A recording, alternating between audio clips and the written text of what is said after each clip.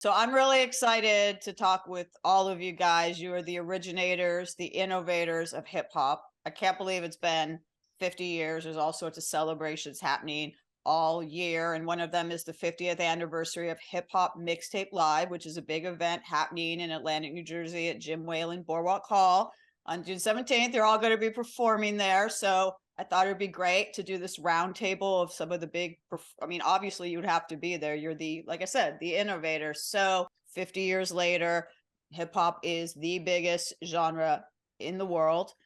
There was a time when people thought it was a passing fad. There was people in time when they thought it wasn't real music. Obviously, history has shown that that's not the case. Did you guys kind of know from the beginning when you got in on the ground floor of this genre? Like, were you aware at the time that you were literally inventing something, that you were changing history? Did you know that at the time? Well, I always thought that it had the potential to being something really, really special because of the just the popularity that was going around in the Bronx and Harlem and Queens and Brooklyn. How everyone was excited to be at a hip hop party. I mean, that was the thing to do on Fridays and Saturdays. And when you started to hear it on the radio, that's when I really, really knew. I said, oh my gosh, this is going, we have the opportunity for a career with this stuff. And I remember just walking home one night. I was coming home from the studio. We had been in the studio filming, recording the song The Breaks in 1980. And it Uh-huh. was like 2 or 3 in the morning, and I'm coming home up in Harlem, right? And I'm walking from the train station to my house, and I hear this music coming from a speaker. You know, back in the days, we used to have our speakers out the window and just play music, and people would listen from miles around, right? And so I heard this music playing. So I went and stood by the speaker to listen what was coming out of the speakers. And it was a song, it was a rap song. And during that time, only Christmas rap and the message, I mean, not the message, before the message, your first song, 7 Minutes of Funk, was out. And also the Sugar Hill Gang, Rappers of Light in Sequence was out already too. Funk You Right On Up. But then I heard this jam, this song, bam, bam, bam, bam, bam, bam. This is the way we rock the house. Showing up, everybody gonna turn it now. Well, my name is Keith Keith. You can call me Keith Caesar. It was the Funky Four plus one more. And Mm. when I heard that song, I said to myself, I was happy because I was already in the studio making my follow-up to Christmas Rap, my first song. And Mm-hmm. so I was like, man, this is incredible. We have the opportunity to create a career, man. We can keep this thing going. And that's when I realized that we had the potential to really doing something special. I think my thoughts on what hip hop was, and then how it all turned out.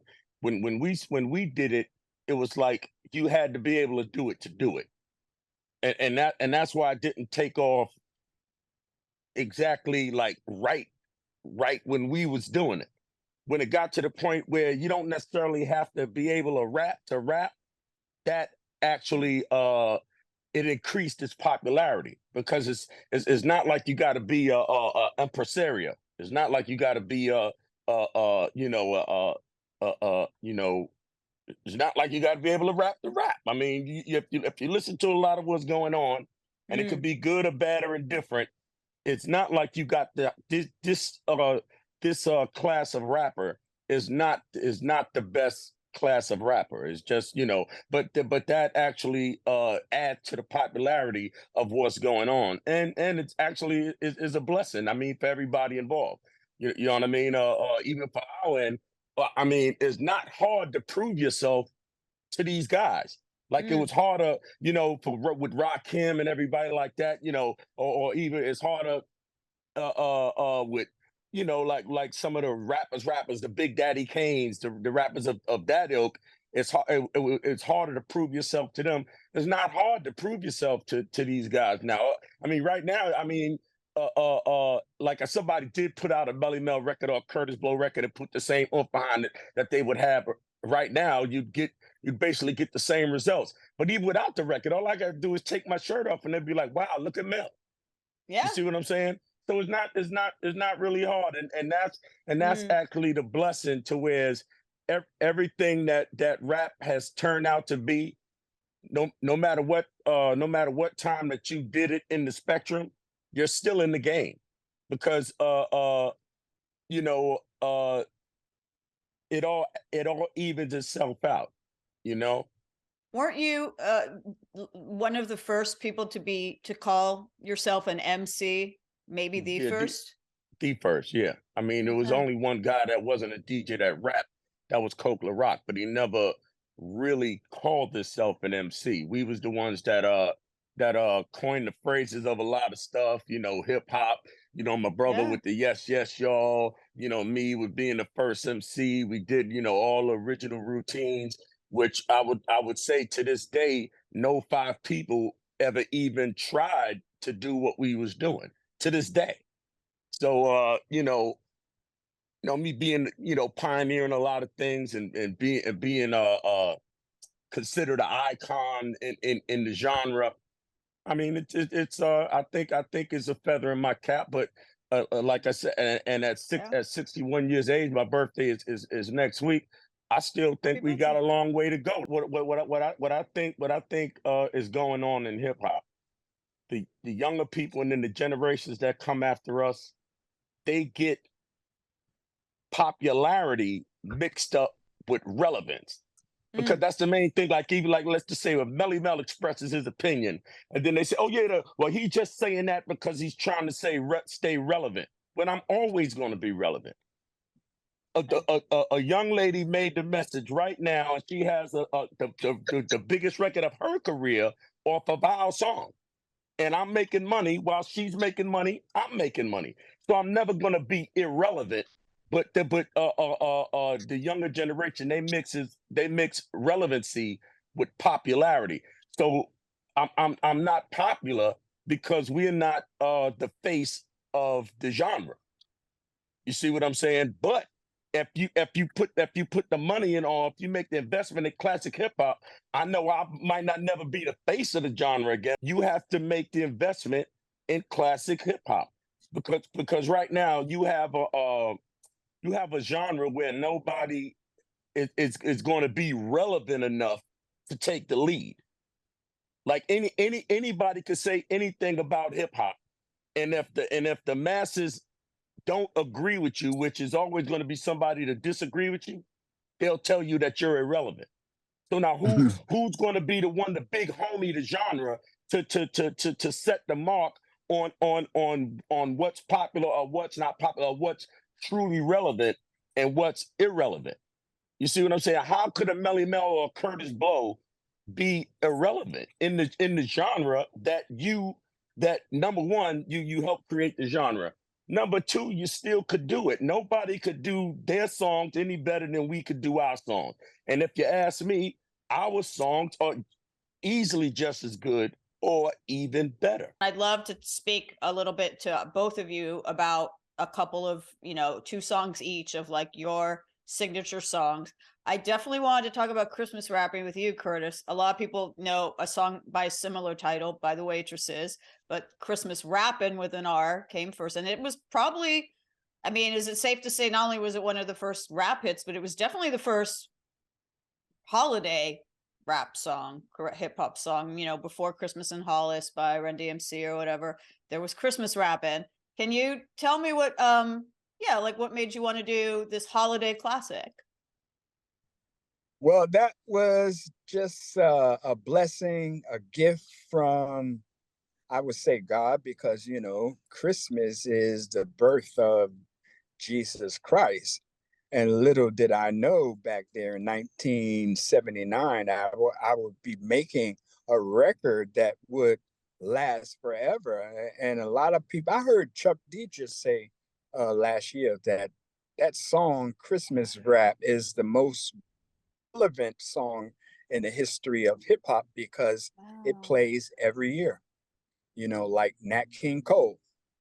And um, so it was a blessing. So my hat goes off to the producers, J.B. Moore and Robert Ford Jr. Rest in peace. They produced my first 5 albums, but it was an amazing time of my life to be in the studio and hear the fidelity of the music. And back then in '79, we had all live musicians. This Yeah. was way before the drum machine and synthesizers. And Hmm. it was like I remember sitting in the chair and I had the whole band around me. The bass was on my right side, the guitars were there on the left side, the drummer was behind me, and we had keyboards and everything, and they all were playing this song live right before my eyes. And I'm listening to this the first time in the studio at 19 years old. And I mean, I was traumatized and I'll never forget it in a good way, traumatized, Traumatized in a good way. right? Wow. So it was incredible just hearing that fidelity, that quality of the music. And I did my little rap, the Christmas rap, and I had to go back in the studio because that was a rough vocal, they called it back then. And then they came in and took my vocal out, and I had to go in by myself and do the real finished vocals, which was no problem. But that was it, man. Just the process of recording and uh, fellowshipping and hanging out with the musicians and all of the producers and the engineer, Roddy Way. Oh my gosh. I love them guys, man. I miss them so dearly. And it was a special time in my life. Christmas rap. Oh, and it's the You gift know, that keeps on giving, it's every year. That's really cool. And a song, of course, I want to ask you about, Mel, is, I mean, obviously The Message, because that was, pretty much, as far as I know, the first, at least major rap song that was political or socio-political. Like, the other hits that happened before were more like party songs or like braggadocio type songs. And then The Message came out. And I don't know if it can even be imparted to young people who aren't listening to it in the context of you know, of that era, of what an impact that song had. When you said, don't push me because I'm close to the edge, people were like, whoa. Can you tell me a little bit about, the inspiration behind how Well, that song came to be? the inspiration behind the message was basically Miss Sylvia Robinson, the owner of Sugar Hill Records, and I would be remiss to say that easily is one of the greatest hip hop producers, definitely the greatest female producer. And I would even say she's the greatest hip hop producer because she made songs. She made the songs that gave most of the change, still the biggest change to this day to the genre. She Mhm. brought those songs to the table, and but she was the only one that believed in the song. Yeah. She just knew as far as timing wise, and just knew how to put out the right song because we wasn't supposed to do the message. The Sugar Hill Oh. Gang was supposed to do the message. We had a song out at that time, but the Sugar Hill Gang didn't want to do the song, and actually nobody in our group wanted to do the song. But I knew how adamant she was to get that song done, and being that she with the record company, it was a move strategically to just be a part of the song and get it done. So they had the main body of the song. It was written by Ed Fletcher, who's the other voice, Duke Booty, because what she did was but first she wanted to do the record. So then when she did the record, she had the record. Then she started trying each and every person's individual voice, And the only two voices that she could come up with out of everybody that was on the label that she had was Duke Booty and me. So they took a rhyme that I did on the record, that on the first record that we did, the We Rap More Mellow record, and which was super rapping. And when they put that Child Is Born rhyme on the record, that became the complete record. But like I said, the story behind that is that was a record nobody wanted to do that record because mentally we weren't there. We was party guys.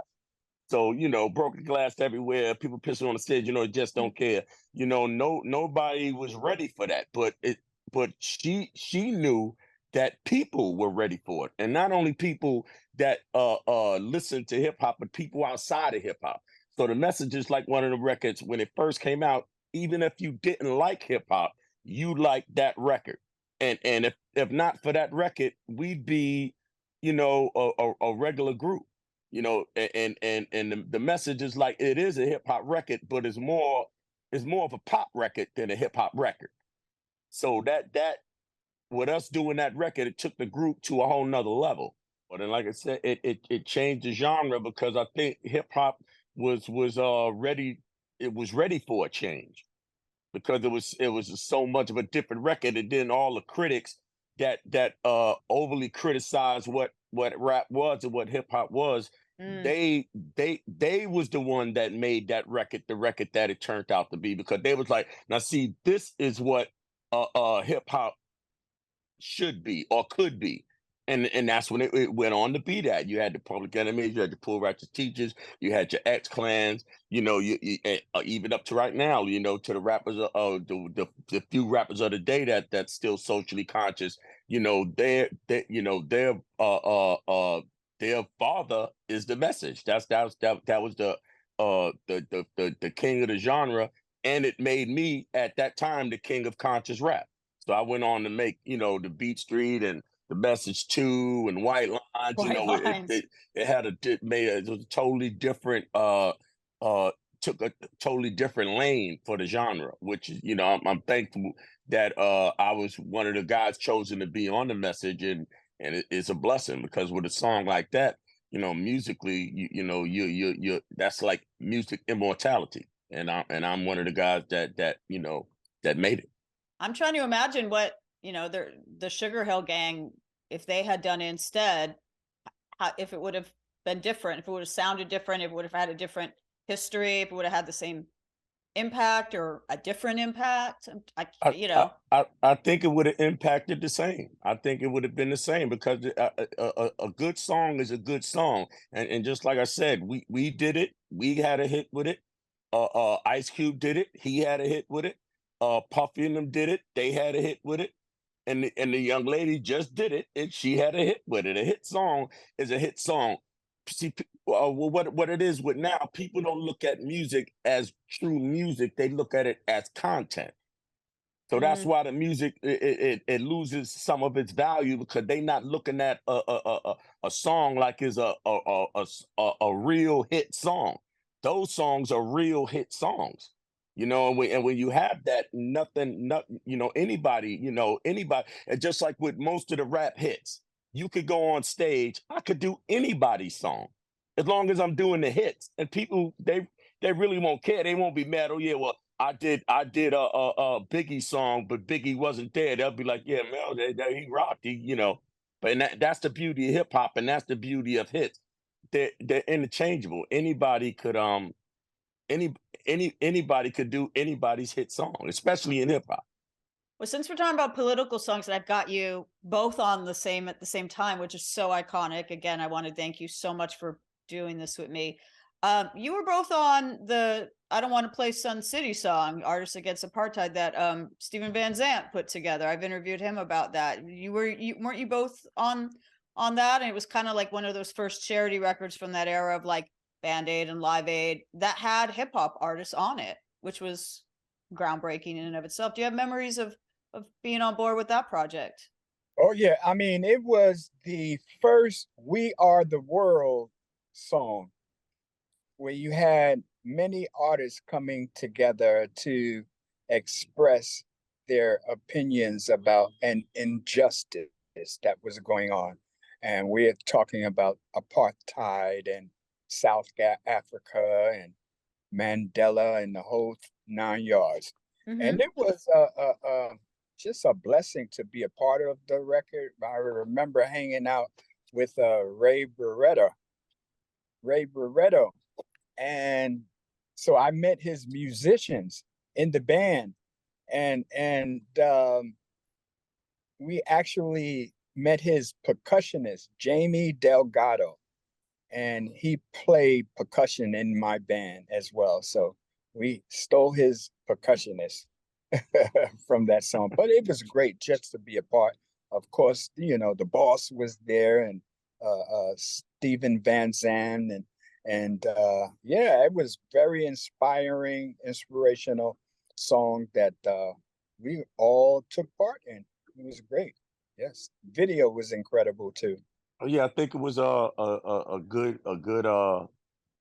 well, at the time it was the perfect message to get sent across, and I think it was a nice mix of all the artists that was on the records, like how Curtis Blow said. I had a chance to meet Bruce Springsteen at the time, and actually I have a ongoing working relationship with Steven Van Zandt. He does a school program. We do a school program up in the Yeah. Bronx, and we actually, just the other day we did, one of the lesson plans for that they give away free, and with Stevie Van Zandt's program, and it was definitely a great project to be a part of, and it was definitely, we made history once again. Once we Yeah. did it again. You guys keep We did making it history. again. Yeah, you made history Right. with the message, obviously. I want to ask about, we talked about Christmas rapping, but I obviously, of course, want to talk with you, Curtis, about the breaks, because that was, if I'm not mistaken, the first hip hop single to go gold. And I believe you were the first hip hop artist to be signed to a major label around that time. And I mean, that song obviously, has stood the test of time as well. Can you tell me a little bit about your memories? What comes to mind when you think back on? I love hearing you talk about being in the studio. I can see how, you still feel that. I can still see how joyous it was for you. Yeah, man, it was amazing. Again, that follow-up song, from Christmas Rats. Let me talk about the record deal, because I was the first MC signed to a major record label, right? Mhm. So I had a funny deal. It was a 12-inch deal. And my first 12-inch had to sell 30,000 copies in order for me to do a second 12-inch, Wow. right? So Christmas Wrap sold over 400,000 copies. Boom. So I got the chance to do the second single. And second single was The Breaks. Oh my gosh. It sold 840,000 copies. Now, Oh, I wow. was supposed to sell 50,000 copies. And if I did, then I can do an album. So I had a funny deal like that. So the second single sold, close to 1 million. And it was certified gold, documented all around the world. And that's my claim to fame, big part of my legacy, and my biggest hit today. Well, maybe basketball is, or maybe even Christmas rap, after all these years, still playing every year. But, it was a great time. Like I said, I was signed to a major label, so I did major press all around the world. And I had my record company send me everywhere. That was my job. I want to go everywhere. Here's a kid out of Harlem, right? 20 years old. And I'm traveling to places like Japan and Paris and Wow. Berlin and the UK, London. Oh my gosh, incredible. And I would go to these places and sit up in the office, in the main office of the record company, because they had major offices in every major city. And I would sit up in the conference room just doing interviews from like 12 to 5 each city. And I would do print, newspapers and magazines and radio and television. And it was just documented all over the world, the first rapper to actually travel to these places. And it was a blessing to best time of my life, you know. I'm And I say curious. these are the breaks. I'm curious about what kind of questions you were getting in interviews, and you as well, Mel, because as I've said, this was a time when the genre, maybe because it was new, or at least, new to the mainstream, maybe wasn't being taken seriously or being seen as a fad. Like, what were people asking you? Ignorant questions, or like good? What were people asking you back then? No, I think Because they asked us pretty much all the relevant questions, because I mean it was a groundbreaking time, and Hmm. and at that time we established who we were, number one, and what hip hop turned out to be, number two. So all the questions were relevant, and like I said, we had room enough to grow so that we could actually establish the genre. One of the things that Sylvia Robinson did that was very ingenious. Uh, most of the acts at that time, they used Cynthia Horner, so she was like old school, right on magazine. She was the publicist for the Jacksons, Oh, right, and wow. Steve Manning, like those. But what she did, we had a publicist called, it was Howard Bloom Associates, and they did rock music. So we did all the rock magazines, we did shows, Southside Johnny and the Asbury Deuce, Stray Yeah. Cats. We played with U2, like when they early on U2. And we did all of those. We did all of those rooms. So by the time we got to the Message and then to White Lines, we were, like I said, we were basically a pop act. We weren't necessarily, we were a hip hop act, but we still had that pop vibe going for us. And to this day, that's why, like, when they was looking for a group to be the first group to be in the Rock and Roll Hall of Fame, we were the automatic first choice, because we were put out there like we was a rock group. It's closer, even a lot of the rock acts, a lot of them didn't really like that we were in the Hall of Fame, but they understood why we were in the Hall of Fame, because we did, the impact that we made on music outside of hip hop made us, like I said, we even to this day, we're a hip hop group, but we're more like Yeah. we're more like a pop group. So I think that so to answer your question is, we definitely had room to grow, and we definitely were given space enough for us to actually push the genre forward and to make it, to set it up to where it could be where it is today.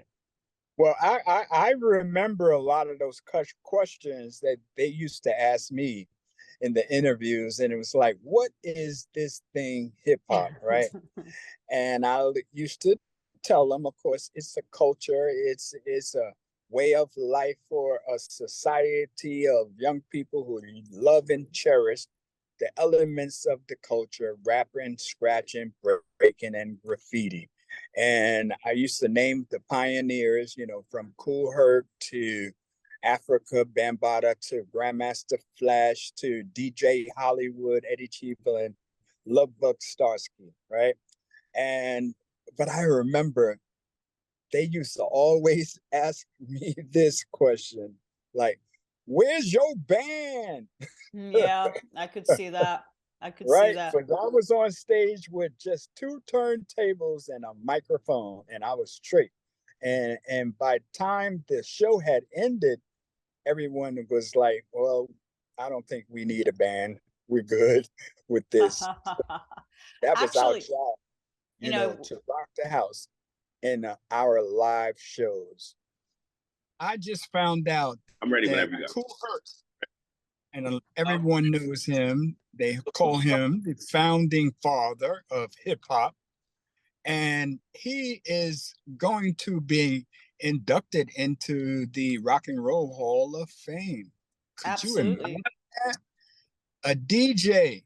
Wow, that's most incredible. I mean, congratulations to him and Cindy, and also, Coke Rock and the legendary Smith twins and all of the whole crew up there with the 1520 Cedric, man.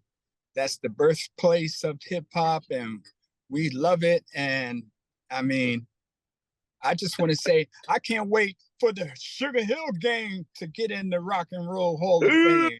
They've been there. I mean, yeah, that should happen. That should have happened a long time ago. If I'm not mistaken, it was the Furious Five was the very first hip hop Right. act to get into the Hall of Fame. Exactly. Numero uno at everything. Well, Mel was talking about how, that the Furious Five used to play with rock artists, and of course was the first hip hop act to get into the Rock and Roll Hall of Fame. And you just mentioned DJ Kool Herc finally getting into the Rock and Roll Hall of Fame, which is really important. But that makes me think of Run DMC, because they were one of the early hip hop acts, maybe the second or third to get into the Hall of Fame, maybe the second after Furious Five. And they obviously crossed over a lot to rock. They had a song called The King of Rock. They did a song with Aerosmith, etc. But didn't one of the, I don't remember which one it was, but didn't one of either Daryl or Run from Run DMC used to call himself the son of Curtis Blow? Wasn't that like his original stage name or nickname or something like that? Yes, and that goes all the way back to the 70s, 77 or so. When I was in college, I majored in communications, but my best friend at the time was Russell Simmons. And Russell was a promoter. We used to give parties all the time. That was our thing. And I learned in communications that the way you make it in journalism or broadcasting is to go out and get yourself a track record, right? Or pull out a couple of number ones in the secondary market, because during that time, in 5 boroughs, I mean, hip hop was so competitive. You had, Flash, you had the Furious Five, Funky Four, Treacherous Three, the Crash Crew, Eddie Chiba, Love Bug, Starsky, Hollywood, Kool Herc, Bambaataa, so much MC, so many MCs, so many DJs. And so I learned that this is how you make it. You go out to the secondary market and get a track record and come back to the main market and say, hey, I'm number one in this market here. Can I get a job? Can I get a shot? And so that's what I did with Russell. I said, man, we need to open up a club out in your hood out in Hollis. So we opened up this Night Fever disco called 201st Street in Hollis Ave. And I learned how to DJ really good in that club for about 2 years. And I came back to Harlem to Small's Paradise. But during the time I was out in Queens, I used to stay at Russell's house, and I met his family, his mom and pop, and his brothers, his 2 brothers. So the younger brother, I used to protect him from Russell all the time. He was like my protege. And so his dad bought him some turntables, and I taught him how to DJ, and he became my DJ. And so during that time, your protege was called your son. Like Hollywood had the son of DJ Hollywood, DJ Smalls.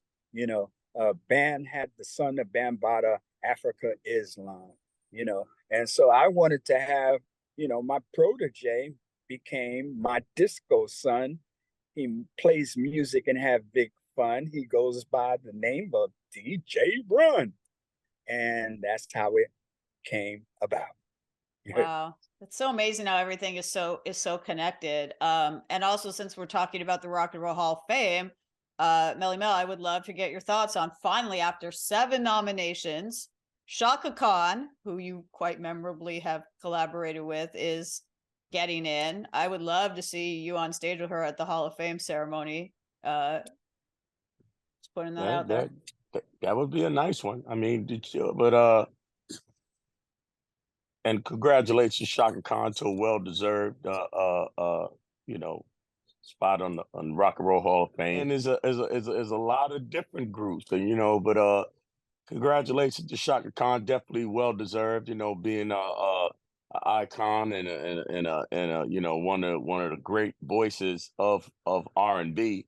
And I'm just thankful that I had a chance to record with her to be on one of her biggest records. Yeah. And actually that was another first, the first hip hop with R&B fusion records that was, you know, was number one record worldwide. And you know, Grammy Award, the American Music Award, you know, was it definitely started a whole new, you know, like with the fusion, you know, How Method Man and Mary J. And I think Kane that did one with Patti LaBelle, but Mhm. that, you know, Yeah. that was the first one. I'm very curious to find out how you came to be on that record where, as the one doing the rap on I Feel For You, which is such an It was, iconic rap. I mean, you yeah, can't yeah, even like great, say great. her name without saying it in that cadence, you know? Right. Right. The record came about from it was a legendary producer. His name was Arif Mardin, and he was probably about 80 around there. But it was his idea to actually do the record. And the guy that arranged the record was named Reggie Griffin. He used to be in the Sugar Hill Band, so Mm. he had left the Sugar Hill Band, but some kind of way he was working with Arif Mardin on the production and then they was looking for a rapper, and that was around in 1984. So I had Beat Street out. You know, we was pretty popular in '84. That was actually my best year. And then when he got me to be on the record, uh, uh, uh, I never went in the studio with any of them. We just flew my voice on the 2 track, flew it out to them. And the next time that I heard the record, I was coming up from down. I was in a yellow cab, and I'm coming from downtown from the Roxy into the Bronx and I was high. I was real, I was effed up, Mm. and I'm hearing the record. I'm in the back seat of the cab, and I'm thinking that is, like I'm dreaming or I'm tripping out. But that was the first time that I heard the record coming up, in the back seat of that yellow cab from the Roxy up to the Bronx. And then the next time that when I actually met Shaka Khan, we was doing the USO tour overseas and I flew from England to New York and from New York to LA. And it was probably like maybe 17 hours of flight time. And that's when I first seen Shaka Khan. I first met Shaka Khan at the Grammys. And I flew in that afternoon. We did the rehearsal. I did the Grammys, got up the next day, got on the plane, flew back to New York, and then flew back to London to finish the tour. Do you know if when you were recruited, when you were hired to do the rap on I Feel For You, were any other rappers considered for it? Do you have any idea? I don't think so because like I said, in '84, I was basically the number one rapper. I was, we had Beat Street out. We was good. That was my best year. Well, we've you mentioned Beat Street and the mid 80s, early to mid 80s was a really good time for for hip hop films, Wild Style. There were so many. I love both your thoughts on sort of, kind of coming up around the same time that the genre was hitting the mainstream were all these like really iconic films, Breakin' 2, Electric Boogaloo. Like there were like a lot of really what are your thoughts about like sort of hip hop cinema in the early days of the genre breaking out? Well, I again, it's like, I think back to all of those times from 79 to 1980, all the way into 85, 86. It was all a dream. It's like a dream world. Now, for us to do that movie, Crush Groove, Crush Groove. I was really hot during that time. I was a hot producer. I had produced the Fat Boys, so I was producing their second album, and then I was doing my America album as well. Now that was the first time I got the opportunity to produce myself. So Oh, I got this big mega deal from Mercury Polygram to produce 5 albums for Curtis Blow. And I also produced uh, the third, the soundtrack for the movie Crush Groove. wow. And it was a lot of work. I tell you, I was working like 3 studios going at the same time at night. And I would go to 3 different studios throughout the night, just checking on things or whatever. And then I had to wake up 6 a.m. in the morning to make the call. The casting call was at 6 a.m. every morning. So I was like, by the time we filmed that movie in 3 weeks, and it was Really? incredible. Yes, it was 3 weeks. And we all learned how to act during the filming of the movie. And my hat goes off to Gloria Schultz, who was the wife of the director, Michael Schultz, Mm-hmm. who actually was our script supervisor. And she taught us all how to act. We learned on the set. It was amazing. Prince came down to the set. Michael Jackson, Sheila E. was in the movie as well. I got to hang out with her. That was incredible. Just the the relationships of me and the Fat Boys doing that first movie, and just watching them smile and be happy and laugh and joke. It was so much fun. Best Wow. life. Yes, amazing. B Street was produced by the late great Harry Belafonte, Oh, and wow. I and didn't realize that. yeah, it was. Wow. And the Beat Street Breakdown, that was one of, like, a lot of people would consider that some of my best work. But how it all came about, we wasn't actually supposed to be in Beat Street. Mm. I was supposed to write the song for the star of Beat Street to do at the end, but he couldn't get the vocals. So if you listen to the end of Beat Street, they used my voice through the whole thing, and he just lip synced my voice, and then they tweaked his voice a little. And then when I came out, they just used my voice, and then that's how we actually made it into the movie. But as far as the writing of the song, it all came about, when us meeting Harry Belafonte. He wanted me to write a song, and we had this Wow. conversation. And Harry Belafonte, he's the worldly guy. He's like, one of the heroes of the '60s, and he's just an eloquent man. And to this day, Beat Street, like, is considered some of my best work. But only if you listen to what I'm saying in the song, it almost has nothing to do with the movie, but it has more to do with me having the conversation with the great Harry Belafonte that inspired me to write the song the way that I wrote the song. And just Wow. to be a part of not necessarily the movie, because I don't think it was the greatest hip hop movie, but I think just meeting Harry Belafonte and having that conversation, mentally and spiritually, it took me to another level, to whereas I could, like, my writing style, it just went to I added another gear to it. And it was because of one. And see, and that's the beauty of life. One conversation with the right person could change your whole Yeah. perspective on what life is about. And I take my hat off to Harry Belafonte. May he rest in peace, because he definitely was a great entertainer in his own right, and one of the greats of the civil rights movement. And it's an Absolutely. honor and a privilege to be a part of the movie that he was a part of. What did you say it was like one conversation that kind of changed your life? Is there something specific he said to you, He advice or anything like that? No, he talked about a bunch of different things. We talked about the civil rights movement. We talked about him as as an entertainer. We talked Yeah. about what he wanted to capture in the movie.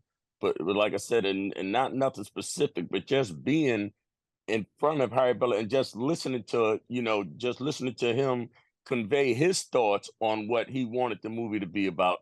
And that's, like I said, that's when I went and I wrote the song the way I wrote the song. And that like I said, those verses are considered some of my best verses. But it wasn't, I mean, I knew how to write either way, but it, like I said, just being in his presence, and listening to his thoughts, it took my writing skill to another level. We've sort of talked a little bit about White Lines. There's sort of a cinematic tie into that, because I believe there was an unofficial video made for White Lines by Spike Lee, starring Lawrence Fishburne, when like neither of them were really big yet. And obviously, Right. can you tell me a little bit about how that came to be? Well, when we did White Lines, that was when it was right before the group had broke up, and I had the song, and I was telling the rest of the guys, listen, we can go do this song. The song is going to be a smash. If we gonna make a move, we could still have a cushion because we'll be, leaving on a high note. But they, with the conflicts with the record company, and they just went and did their thing. I went back to the studio, and I recorded White Lines. Uh, we was all in the studio. Ron Isley was in the studio. That's how we got the hi baby, hi. That's how we got that in the song. And Mr. Robinson calls me to New Jersey, and he said, I got something we want to look at. Plays the video, and I see, Spike Lee joint is all that in the video, and you see the guy in the white suit, which turned out to be Lawrence Fishburne, and Wow. and I said, who did that? It's a nice video. I mean, who did it? Yeah, some college kid, said, yeah, well, what you what you gonna do with the song? He said, told him to F himself, right? So 3 or 4 years later, called me back to the studio, yeah, Mel. And then he's playing it, and he's remind me because this video was by Spike Lee. And then Crazy. I said, well, what you gonna do? He said, well, we're gonna try to see if we can get Spike to put it out. So they go call Spike people and want to put the video out. And then Spike Lee told Mr. Robinson, go F yourself. Oh wow. Oh wow. And so the moral to the story is Sugar Hill Records would have discovered Spike Lee had he have been more open-minded back then, because it was a Spike Lee joint and everything. It had the Spike Lee joint and all that. It had all the earmarks of a Spike Lee project. But Wasn't he just Yeah. Wasn't there the label's idea to put in the "don't do it," to make yeah, it because like more? right, I just made the song and all the words would, but to definitely make it a definite anti-drug song. Miss Rob in her wisdom added the "don't do it" part. Okay. She added that part to the song. Okay. And So you were okay with that feedback?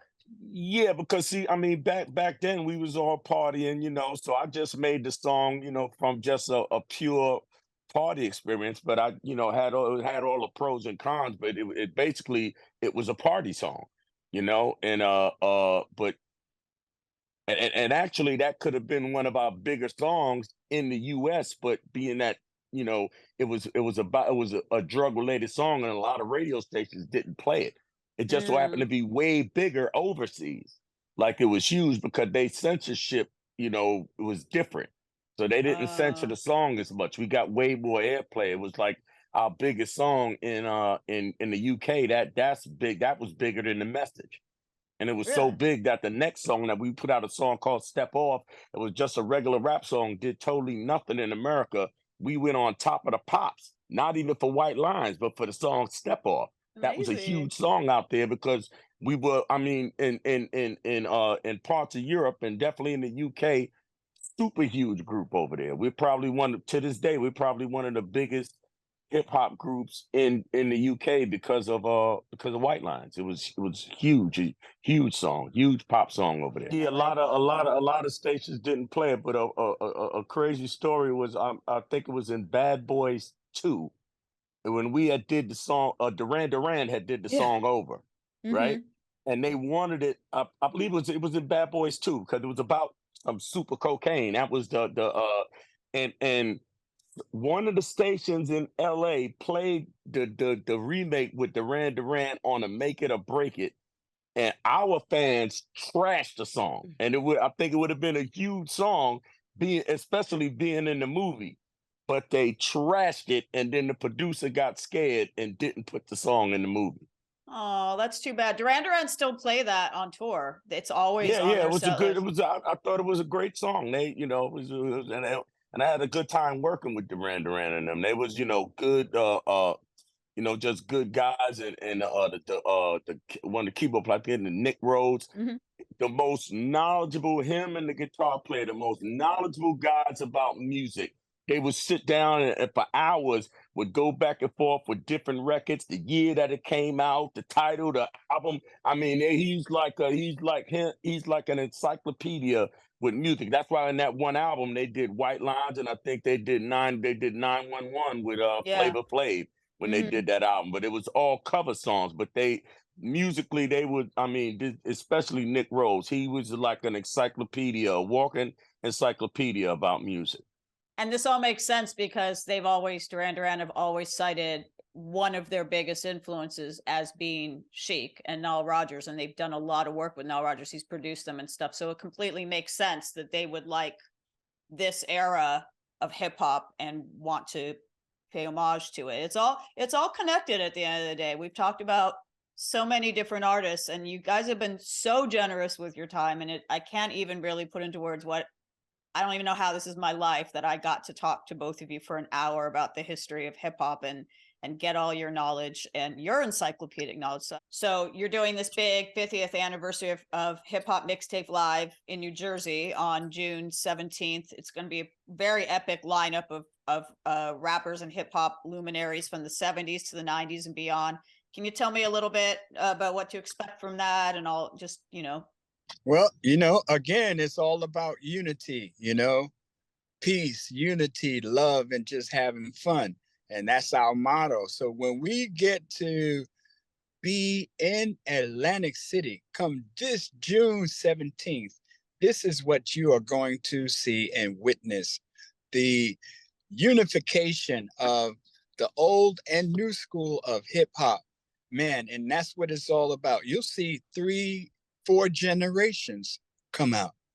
Grandparents will bring their grandchildren and their children, and it's going to be amazing. There is no color line. You'll see all races, you'll see all nationalities and ages, and all kinds of government officials. Is going to be amazing.